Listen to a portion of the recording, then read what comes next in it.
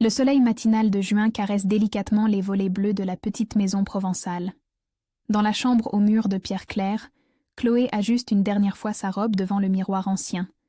28 ans, professeure aimée de ses élèves, elle rayonne en ce jour tant attendu.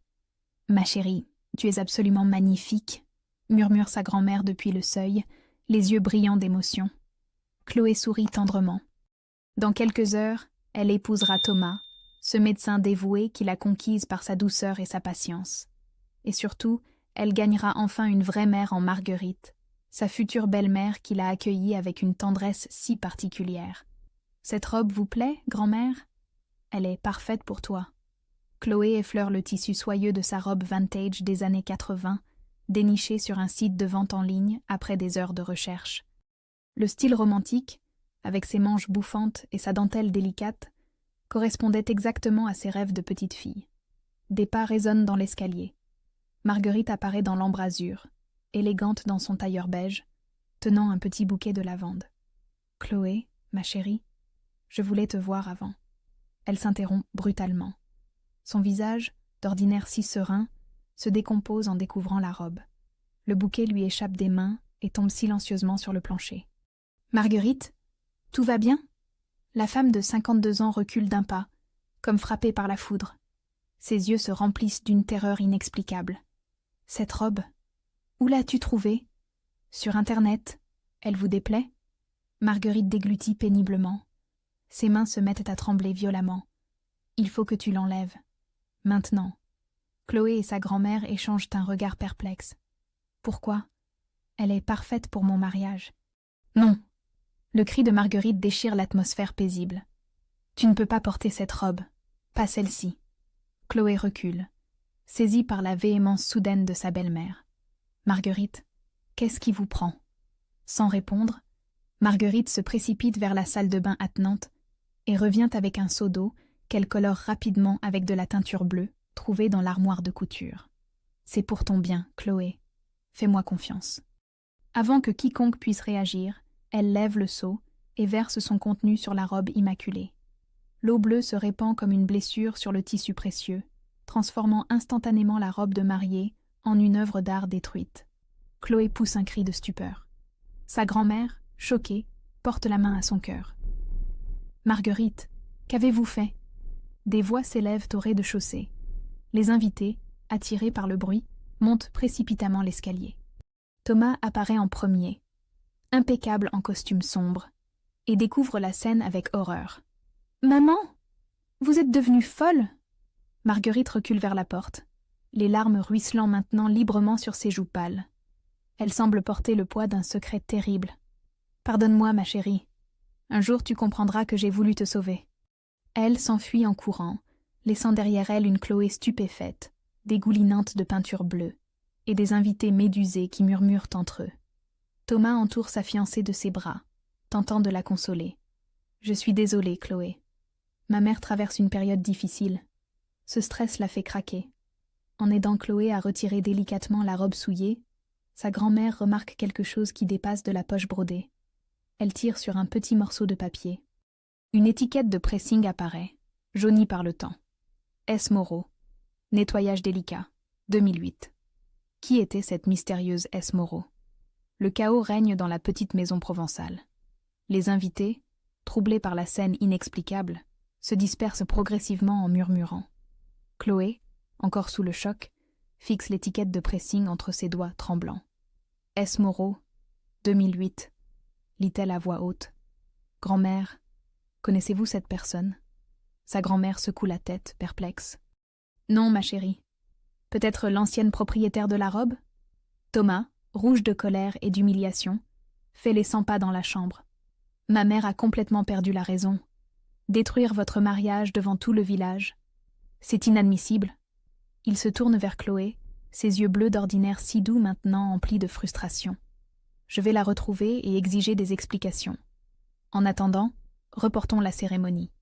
Après le départ de Thomas et l'évacuation des derniers invités, Chloé se retrouve seule avec sa grand-mère dans le silence pesant de la maison. L'étiquette de pressing continue de l'intriguer. « Je vais faire quelques recherches sur Internet », déclare-t-elle en enfilant un jean et un pull. Sur les réseaux sociaux et les sites de recherche, le nom S. Moreau, associé à leur petite ville, révèle rapidement des résultats plus troublants. Un article nécrologique de 2009 attire son attention. Sophie Moreau, 26 ans, décédée tragiquement, laisse dans le deuil son époux Thomas Dubois. Chloé sent son sang se glacer. Thomas Dubois, le nom de famille de son fiancé. Elle continue ses recherches fébriles. D'autres articles apparaissent, mentionnant un drame familial, une mort par désespoir, et même suicide par chagrin d'amour. Grand-mère, venez voir ça.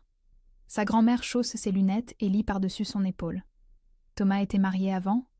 Murmure-t-elle, stupéfaite. Il ne me l'a jamais dit. Et regardez, Sophie est morte en 2009, juste avant que je rencontre Thomas. Une photo accompagne l'un des articles. Sophie Moreau, jeune femme brune aux yeux doux, sourit timidement à l'objectif. Elle porte exactement la même robe vintage que celle que Chloé avait choisie.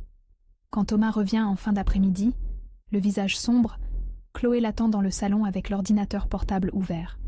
« Thomas, nous devons parler. » Ma mère refuse de s'expliquer. Elle s'est enfermée chez elle et ne répond plus au téléphone. Qui était Sophie Moreau ? Thomas s'immobilise, comme frappé par la foudre. Son visage se durcit instantanément. Où as-tu entendu ce nom ? Chloé lui montre l'étiquette et les articles. Pourquoi ne m'as-tu jamais dit que tu avais été mariée ? Thomas s'effondre dans un fauteuil, soudain vieilli. C'est du passé, Chloé. Une période douloureuse que j'ai préféré oublier. Les articles parlent de suicide. Sophie était fragile, instable psychologiquement. Notre mariage a été un échec. Sa voix se fait plus dure. Elle est devenue obsessionnelle, jalouse, paranoïaque. J'ai dû partir pour préserver ma santé mentale. Et elle s'est tuée après votre séparation ? Thomas évite son regard. Sophie ne supportait pas l'échec. Elle a fait un geste irréparable, mais je n'y suis pour rien. Quelque chose dans le ton de Thomas dérange Chloé. Une froideur qu'elle ne lui connaissait pas. Pourquoi Marguerite a-t-elle réagi si violemment en voyant cette robe ? Ma mère adorait Sophie comme sa propre fille. Elle n'a jamais accepté notre divorce. Cette robe a dû lui rappeler de mauvais souvenirs. Thomas se lève et se dirige vers la fenêtre. Sophie était malade, Chloé, mentalement instable. Ma mère refuse de l'admettre et me rend responsable de sa mort. Malgré les explications de Thomas, Chloé ressent un malaise grandissant. Il y a quelque chose dans cette histoire qui ne colle pas. Pourquoi Marguerite semblait-elle si terrifiée ? Le lendemain matin, Chloé ne peut chasser de son esprit l'image du visage terrifié de Marguerite. Les explications de Thomas lui semblent trop simples, trop froides. Elle décide d'enquêter plus profondément sur la mort de Sophie. À la bibliothèque municipale, elle consulte les archives du journal local de 2009. Les articles révèlent des détails troublants que les recherches Internet avaient omis. Sophie Moreau Dubois, retrouvée morte dans sa robe de mariée. Voisins témoignent de disputes violentes. Isolement progressif de sa famille. Un témoignage la glace d'horreur. Sophie était devenue l'ombre d'elle-même ces derniers mois. Son mari l'avait convaincue qu'elle était folle, qu'elle imaginait des choses. Chloé photocopie tout et se rend discrètement chez Marguerite. La maison semble silencieuse, mais elle remarque la voiture dans l'allée. « Marguerite, c'est Chloé, il faut qu'on parle. » Après plusieurs minutes, la porte s'entr'ouvre. Marguerite apparaît, les yeux rougis, vieillie de 10 ans. « Ma chérie, entre, vite. » Dans le salon feutré, Marguerite s'effondre dans son fauteuil préféré. Je savais que ce jour arriverait, que je devrais tout avouer. Chloé pose délicatement les articles sur la table basse. « Dites-moi la vérité sur Sophie. » Thomas prétend qu'elle était mentalement instable. Marguerite ferme les yeux, comme si révéler la vérité lui causait une douleur physique. Sophie était la jeune femme la plus équilibrée que j'ai jamais rencontrée. Douce, intelligente, pleine de vie. Que s'est-il passé alors ? Thomas l'a détruite, petit à petit, méthodiquement. La voix de Marguerite se brise. Il a commencé par critiquer ses amis, puis sa famille. Il gérait son argent pour l'aider. Il la convainquait qu'elle oubliait des choses, qu'elle devenait paranoïaque. Chloé sent son estomac se nouer. Il l'a isolée complètement. Quand elle venait me voir en pleurs, il lui expliquait que j'étais une vieille femme qui se mêlait de tout. Marguerite ouvre un tiroir et en sort une liasse de lettres. Sophie m'écrivait en cachette. « Lis ça. Chloé déplie une lettre datée de 2008. L'écriture tremblante révèle un désespoir profond. Chère Marguerite, Thomas dit que j'invente nos disputes, que je deviens folle. Mais je ne suis pas folle, n'est-ce pas? Pourquoi est-il si cruel avec moi maintenant? D'autres lettres suivent, montrant la descente aux enfers d'une femme psychologiquement torturée. Pourquoi n'avez-vous rien fait? Demande Chloé, bouleversée. J'ai essayé, mais Thomas savait retourner la situation. Il jouait la victime, prétendait que Sophie était malade et que je l'encourageais dans sa paranoïa. Marguerite essuie une larme. Le jour où il l'a quittée pour sa collègue infirmière, Sophie a compris qu'elle n'était pas folle. Mais il était trop tard. Elle était brisée. Elle s'est suicidée en portant sa robe de mariée, pour lui montrer ce qu'il avait détruit, le symbole de leur amour qu'il avait souillé. Chloé repense aux derniers mois avec Thomas. Ses critiques subtiles sur ses amis, un peu superficielles.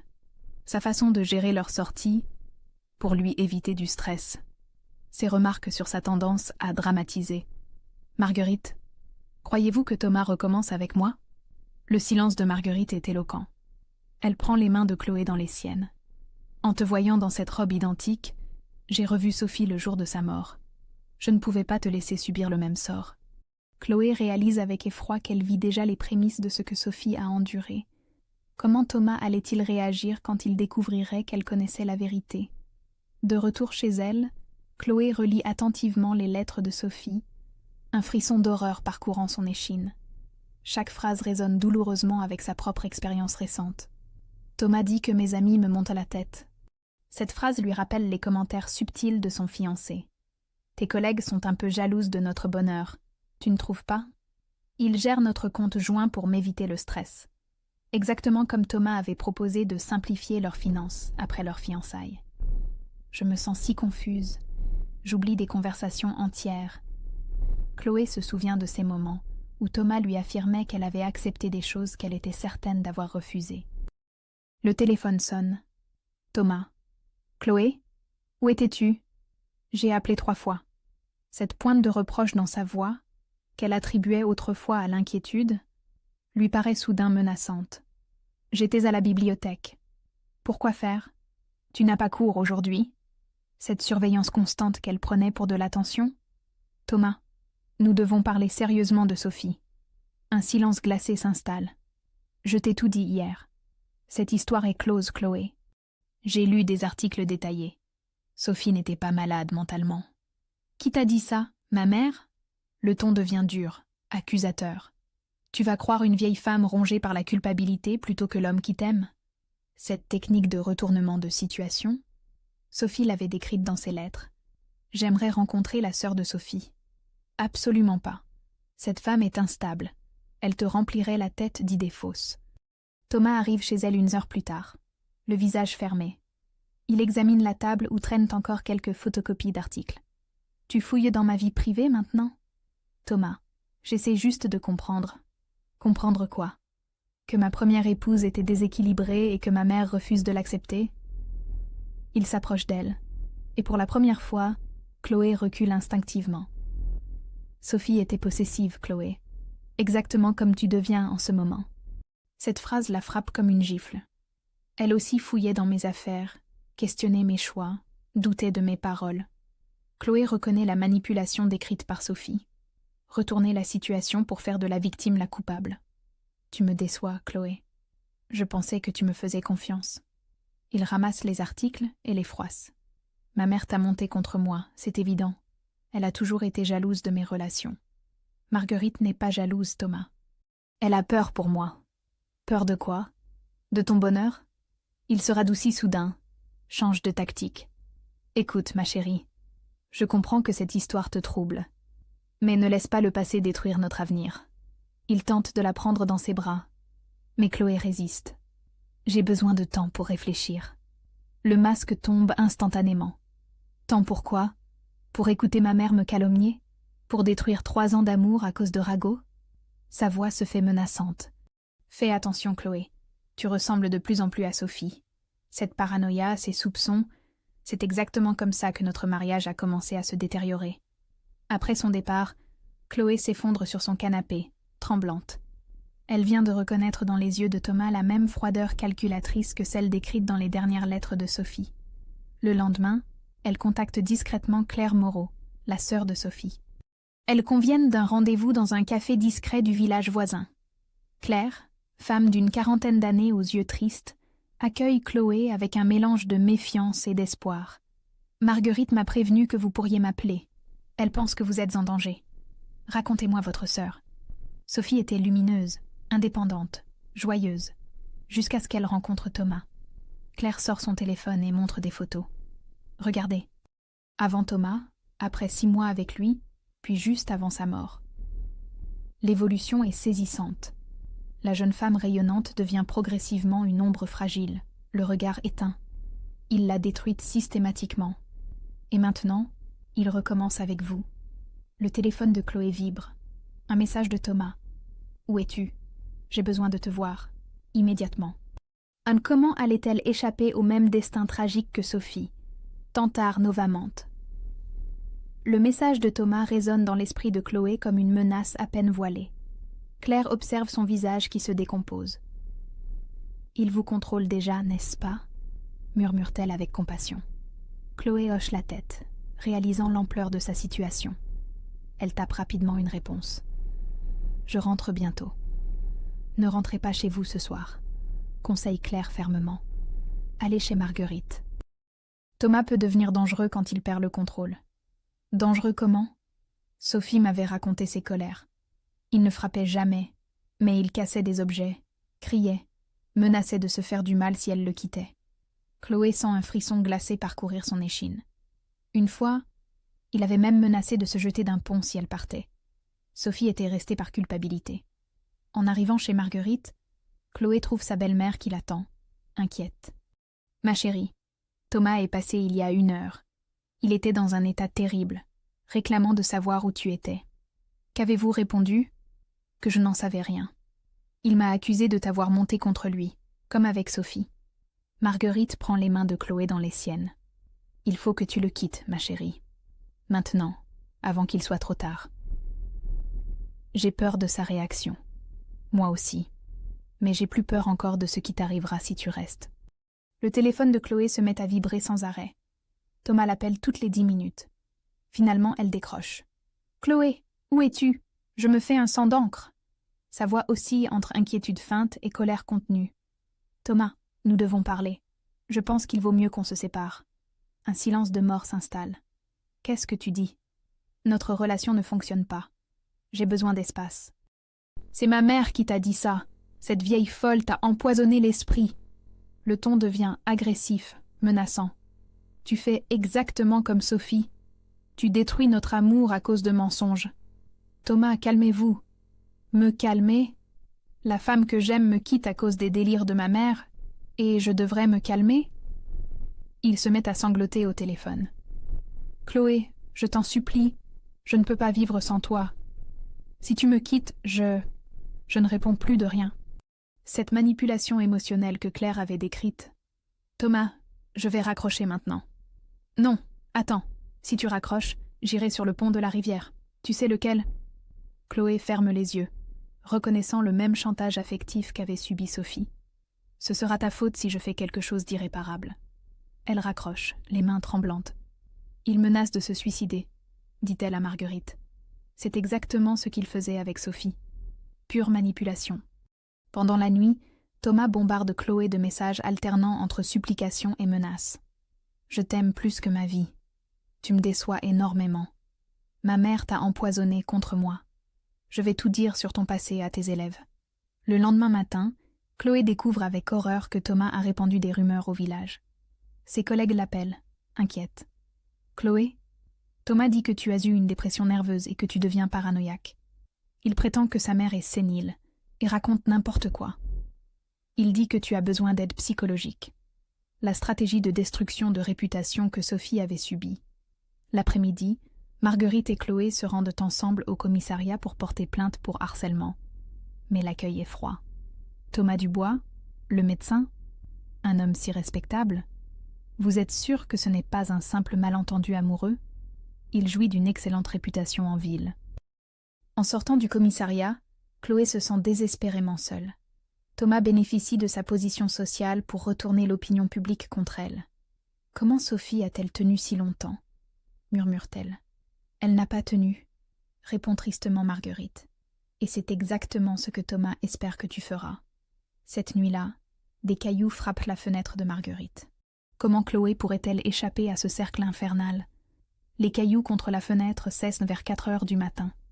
Marguerite et Chloé passent le reste de la nuit éveillées, barricadées dans la maison, guettant le moindre bruit suspect.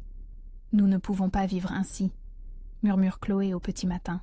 « Non, ma chérie, il faut agir. » Marguerite sort son téléphone et compose un numéro. « Maître Delacroix, c'est Marguerite Dubois. J'ai besoin de vos services pour ma belle-fille. »« Oui, c'est urgent. » L'avocat, spécialisé en violence conjugale, reçoit Chloé l'après-midi même. C'est une femme d'une 50aine d'années, au regard perçant mais bienveillant. « Madame, votre situation est malheureusement classique. Harcèlement, manipulation, chantage affectif, destruction de réputation. Nous allons constituer un dossier solide. Mais Thomas est respecté en ville.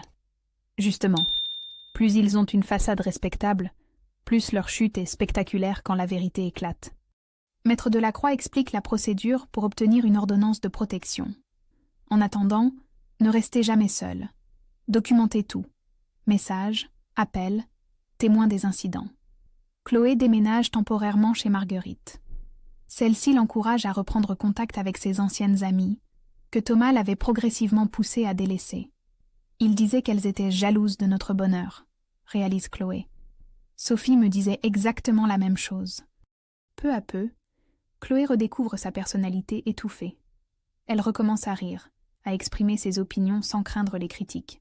« Je ne me rappelais même plus à quoi ressemblait ma propre voix », confie-t-elle à Marguerite. 2 semaines plus tard, l'ordonnance de protection est accordée. Thomas n'a plus le droit de s'approcher de Chloé ou de la contacter.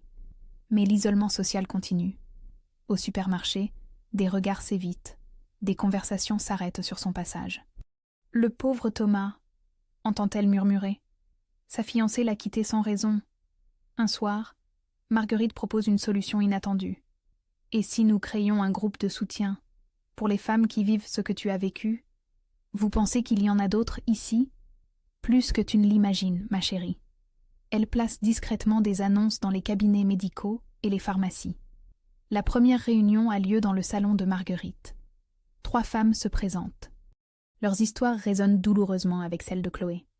Il me disait que personne d'autre ne pourrait me supporter. Il contrôlait tous mes achats, même mes sous-vêtements. Quand j'ai essayé de partir, il a menacé de se tuer devant nos enfants. Au fil des semaines, le groupe grandit. Une solidarité inattendue naît entre ces femmes brisées qui retrouvent peu à peu leur force. Chloé découvre sa vocation dans l'animation de ces séances. Aider les autres à identifier les signes de manipulation lui redonne un sens à sa vie. « Vous avez un don pour rassurer », lui dit Marie, une participante. « Vous nous montrez qu'on peut s'en sortir. » 3 mois après la rupture, Thomas tente une dernière manœuvre. Il contacte les parents d'élèves de Chloé pour remettre en question sa stabilité mentale. Mais cette fois, la stratégie se retourne contre lui. Plusieurs femmes du groupe de soutien témoignent publiquement de ses méthodes. L'une d'elles révèle qu'il l'avait approchée pendant sa période de célibat, entre Sophie et Chloé, utilisant exactement les mêmes techniques de séduction, puis de contrôle. La réputation de Thomas s'effrite rapidement. Les langues se délient, d'anciennes patientes témoignent de comportements déplacés. Un soir, Chloé reçoit un appel de Claire, la sœur de Sophie. « Chloé, je voulais vous remercier. Votre courage redonne un sens à la mort de ma sœur. Elle n'est pas morte pour rien, si cela peut sauver d'autres femmes. » Pour la première fois depuis des mois, Chloé ressent une paix profonde. Elle n'est plus une victime, mais une survivante qui aide les autres. « Ma chérie, » lui dit Marguerite ce soir-là, « Sophie aurait été fière de vous voir aujourd'hui. » Le groupe de soutien comptait maintenant 15 femmes régulières. Combien d'autres vies pourrait-elle sauver? 6 mois après la rupture, Chloé s'épanouit dans son rôle d'animatrice du groupe de soutien. Ce qui avait commencé comme une thérapie collective est devenu une véritable mission de vie. Aujourd'hui, nous accueillons Sandrine, annonce-t-elle doucement dans le salon de Marguerite, désormais trop petit pour contenir les 20 femmes présentes. Sandrine, jeune infirmière de 26 ans, raconte son histoire d'une voix tremblante. Son mari médecin la manipule exactement comme Thomas l'avait fait avec Sophie et elle. Il dit que mes collègues me montent la tête, que je deviens paranoïaque. Les femmes du groupe échangent des regards entendus. Elles reconnaissent les mêmes patterns, les mêmes techniques. « Sandrine, » dit Chloé avec douceur, « vous n'êtes ni folle ni paranoïaque. Vous êtes manipulée. » Après la séance, Marguerite aborde un sujet délicat. « Ma chérie, j'ai des nouvelles de Thomas. » Chloé sent son estomac se nouer. Il fait l'objet d'une enquête disciplinaire à l'hôpital. Plusieurs patientes ont témoigné de comportements inappropriés. L'une d'elles, encouragée par les témoignages du groupe de soutien, avait trouvé le courage de porter plainte officiellement. Les accusations s'accumulent: harcèlement, abus d'autorité, manipulation psychologique de patientes vulnérables. Chloé ne ressent ni joie ni satisfaction, seulement une profonde tristesse pour toutes ses victimes.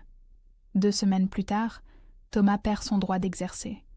L'ordre des médecins a prononcé une radiation temporaire en attendant l'enquête pénale. Sa réputation détruite, il quitte définitivement la ville. Marguerite reçoit une lettre de rupture de bail de son appartement. Il est parti sans laisser d'adresse, annonce-t-elle à Chloé. C'est fini. Le départ de Thomas libère une parole longtemps contenue dans le village. D'anciennes victimes sortent de l'ombre, révélant un système de prédation qui durait depuis des années. Chloé obtient du maire l'autorisation d'utiliser une salle municipale pour leur réunion. Le groupe devient officiel sous le nom « Les Jardins de l'Espoir », en hommage à Sophie.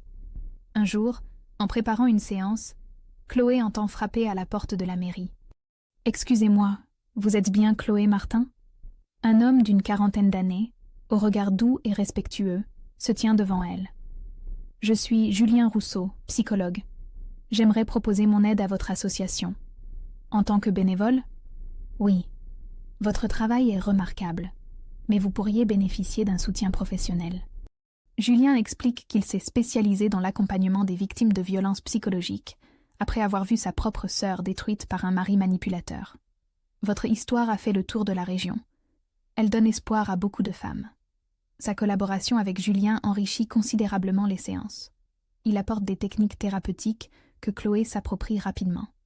« Vous avez une intuition remarquable », lui confie-t-il après une séance particulièrement émouvante. « Avez-vous pensé à suivre une formation en psychologie ? » L'idée fait son chemin. Chloé s'inscrit à des cours du soir pour devenir conseillère spécialisée. Leur collaboration se transforme progressivement en amitié, puis en quelque chose de plus tendre. Mais Julien respecte son rythme, comprend ses blessures. « Je ne suis pas pressé », lui dit-il un soir, où elle s'excuse de sa méfiance. Vous avez le droit de guérir à votre vitesse. Cette patience, cette douceur sans arrière-pensée, contraste violemment avec la possessivité de Thomas. 1 an après sa rupture, Chloé reçoit une lettre de Claire, la sœur de Sophie. « Chère Chloé, je voulais vous annoncer que nous créons une fondation en mémoire de Sophie. Votre association nous a inspirés. Accepteriez-vous d'être notre première ambassadrice ? » Ce soir-là, Marguerite et Chloé célèbrent cette reconnaissance autour d'un dîner simple. « Sophie aurait été si fière », murmure Marguerite, les larmes aux yeux. « Elle ne sera plus jamais morte pour rien », répond Chloé. Le groupe comptait maintenant 40 femmes, et des demandes affluaient de villes voisines. Leur mission ne faisait que commencer. 18 mois après sa rupture avec Thomas, Chloé s'épanouit pleinement dans sa nouvelle vie. L'association « Les Jardins de l'Espoir » compte désormais 50 membres régulières et a ouvert 3 antennes dans la région. « Chloé, vous avez transformé votre douleur en force », lui confie Julien un soir, après une séance particulièrement émouvante. Leur relation évolue naturellement, sans pression.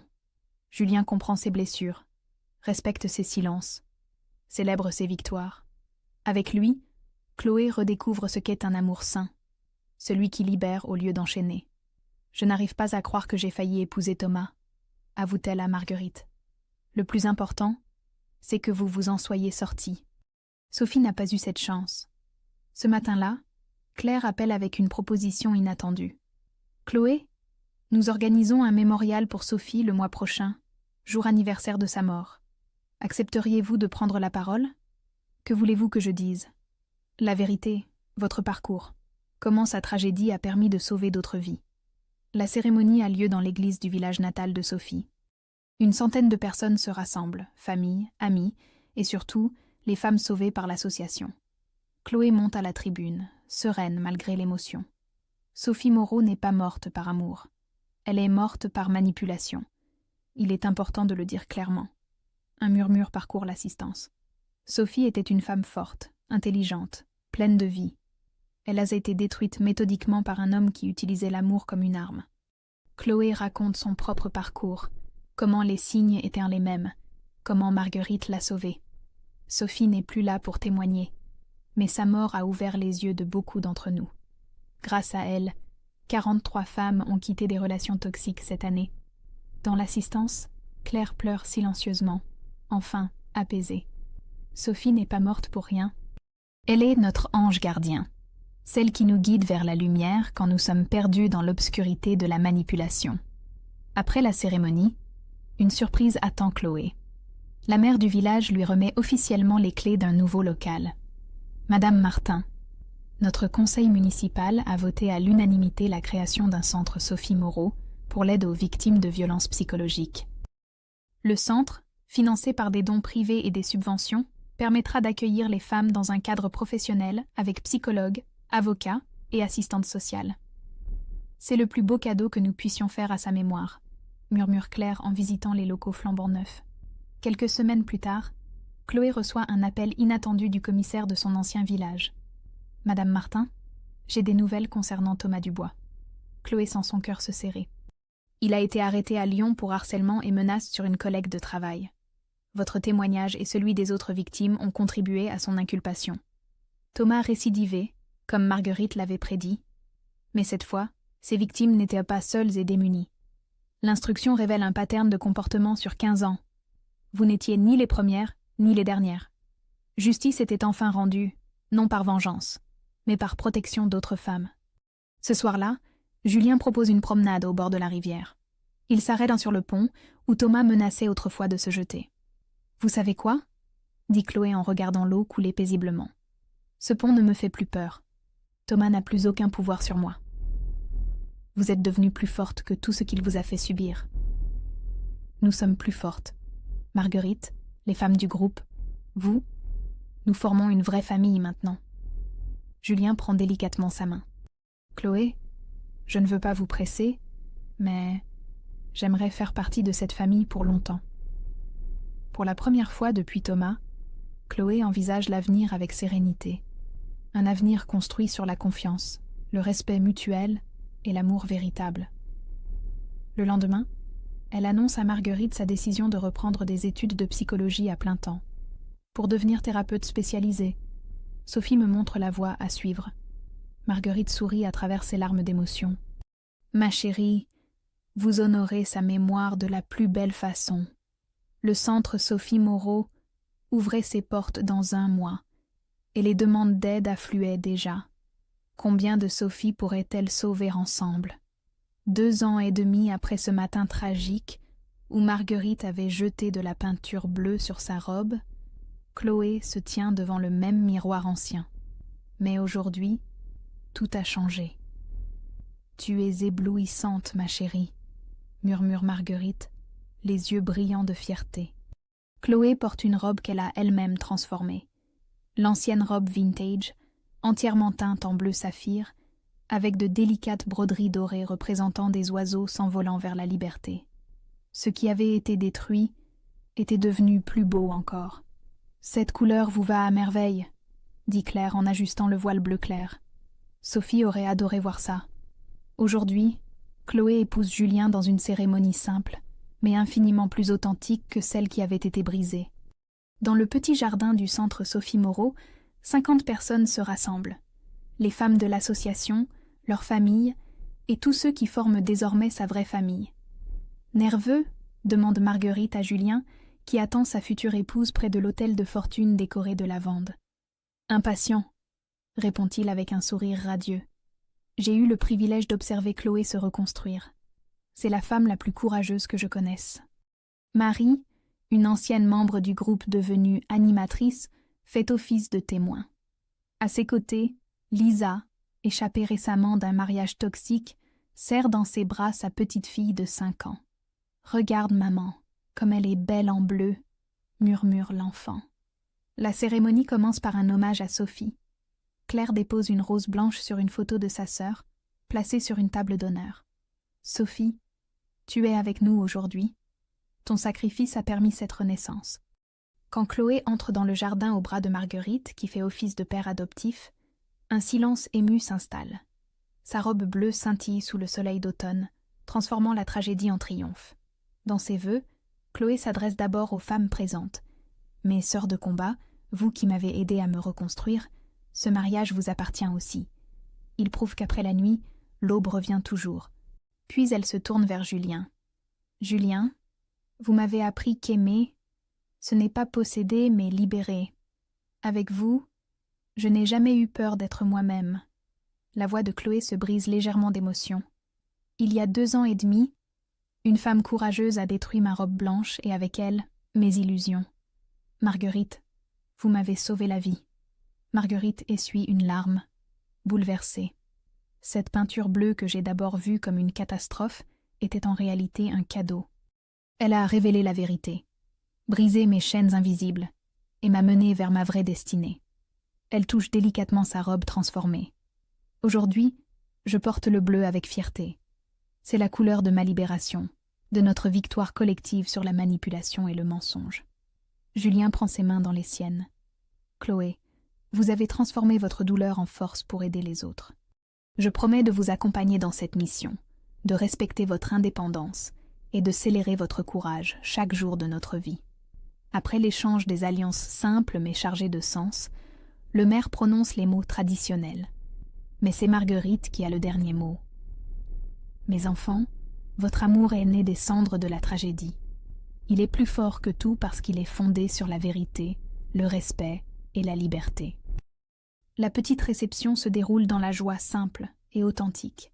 Les femmes du groupe racontent leur victoire. Sandrine a ouvert son propre cabinet d'infirmière. Marie a repris ses études. Lisa élève seule, mais sereinement sa fille. Le centre a reçu 200 demandes d'aide cette année, annonce fièrement Chloé. Et nous avons 0 suicide. Sophie veille sur nous. En fin d'après-midi, Claire s'approche des nouveaux mariés avec une enveloppe. « Chloé, Julien, la Fondation Sophie Moreau a décidé de financer vos études de psychologie. Vous recevrez une bourse complète. Nous voulons que vous deveniez la thérapeute que Sophie aurait voulu consulter, » ajoute-t-elle émue. Au moment de partir pour leur lune de miel, une semaine simple en Provence, Chloé se retourne une dernière fois vers le centre. Sur la plaque dorée, elle relit l'inscription. « Centre Sophie Moreau. Parce que chaque femme mérite d'être libre. »« Sophie, » murmure-t-elle, « merci de m'avoir montré le chemin. Votre histoire sauve une vie chaque semaine maintenant. » 3 mois plus tard, Chloé apprend une nouvelle qui boucle parfaitement sa renaissance. Elle est enceinte. « Cette petite fille s'appellera Sophie ?» annonce-t-elle à Marguerite et Julien. « Comment savez-vous que c'est une fille ?» demande Julien en riant. « Je le sens. Et elle portera le prénom de l'ange gardien qui a sauvé sa maman. » L'épilogue se déroule 5 ans plus tard. Chloé, devenue psychologue diplômée, dirige maintenant un réseau de 15 centres Sophie Moreau à travers la France. Sa petite Sophie, aujourd'hui 4 ans, joue dans le bureau pendant que sa maman reçoit les femmes en détresse. « Maman, pourquoi cette dame pleure ?» demande l'enfant avec la curiosité innocente de son âge. « Parce qu'elle a mal au cœur, ma chérie. Mais maman va l'aider à guérir, comme grand-maman Marguerite m'a aidée. » Avec de la peinture bleue, Chloé sourit en caressant les cheveux de sa fille. « Oui, mon ange, avec de la peinture bleue. Car parfois, détruire un mensonge est le plus beau cadeau qu'on puisse offrir à quelqu'un. La vérité, même douloureuse, libère toujours. Et de cette libération peut naître le plus authentique des bonheurs. La robe bleue était devenue le symbole universel de toutes les femmes qui refusent de se taire, qui transforment leur douleur en force, et qui prouvent chaque jour qu'après la nuit la plus noire, l'aube revient toujours plus lumineuse. 10 ans plus tard, Chloé ferme délicatement le livre qu'elle vient de terminer d'écrire. La robe bleue, comment j'ai échappé à la manipulation. Sur la couverture, une photo de sa robe transformée symbolise l'espoir pour des milliers de lectrices.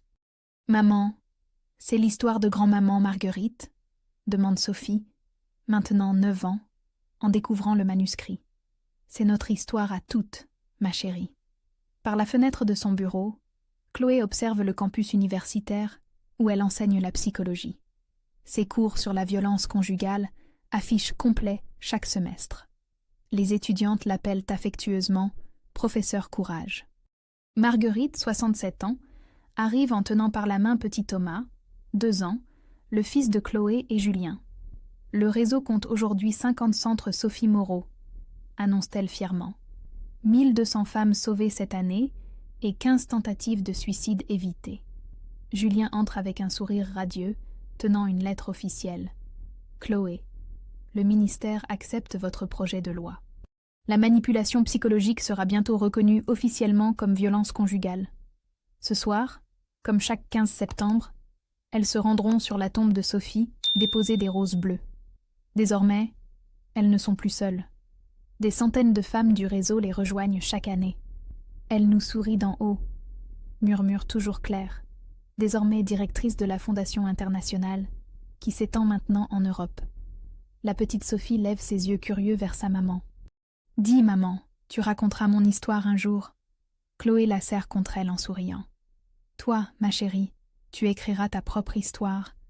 Une histoire libre dès le premier jour, dans un monde que nous avons contribué à rendre plus sûr. » Dans le tiroir de son bureau, Chloé conserve précieusement un morceau de tissu bleu. Un fragment de sa robe transformée, témoin éternel du jour où sa vraie vie a commencé. Car c'est cela, le plus beau cadeau. Offrir aux générations futures un monde où aucune femme n'aura plus jamais besoin qu'on jette de la peinture bleue sur ses rêves pour la sauver. L'amour véritable libère. Toujours.